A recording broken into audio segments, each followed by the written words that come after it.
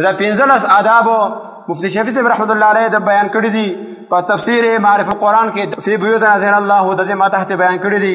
په کې اولنې دا ده چې جماعت ته دننه لاړ شي خلقو ته سلام وکړه، لیکن سلام لپاره هغه شرایط ما بیان کړو چې مخکې کله خلک مونځ کوي نو بیا به سلام نه کوي، یا تلاوت کوي هغه بیا به سلام نه کوي. دویم دا جماعت ته دننه داخل شي نو بیا به تحیت المسجد 2 رکعاته مونځ وکړي، لیکن مکروه اوقاتو کې نه. دریم نمبر دا چې جماعت کې خرید او فروخت به نه کوي. څلورم نمبر دا چې هلته کې به تلوار او تیر دا به نه راوباسي. پنځم نمبر دا چې جماعت کې به خپل یو شی ته نه روک شوی دی د روک شوي شي اعلان به په جماعت کې نه کوي.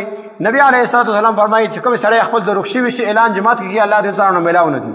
او شپږم نمبر جماعت کې به اوچت اواز سره خبرې نه کوي، شور شرابه به نه کوي. اوم نمبر د دنیا خبرې به پکې نه کوي.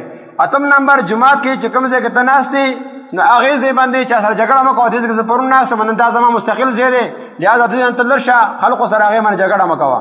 نهم نمبر که مخکنی صف پوره دی لږ غوره ځای دی پکې نه کې منځ کې مه ننوځه چې صف ته خرابوي یا خله تنګوي نو دا خله تنګوه مو شاته صف کې ودرېږه که ځای تنګ وي. او لسم نمبر کوم مزګزار دی د هغه مخکې تېرېږه مو. یو لسم نمبر که یو سړی جماعت کې دننه خپل کپړو سره خپل جسم سره لبې مه کوه.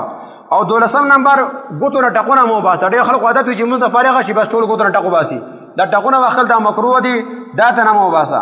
14 نمبر توکه پکې مه پوزه پکې مه صفا کوه.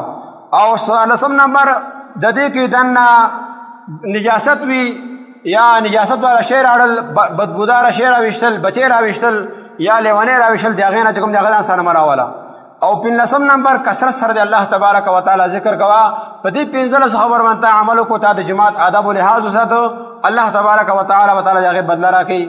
او دا خبر د غور وکړئ، نن ځان ته غور وکړئ چې موږ کوم څومره موجود دي او څومره موږ خلاف روان یو. لهذا د جماعتونو آداب و لحاظ ساتل پکار دي، دا د الله کور دی او سړی چا که راځي د هغه عظمت زړه کې وي هغه مطابق چلیږي.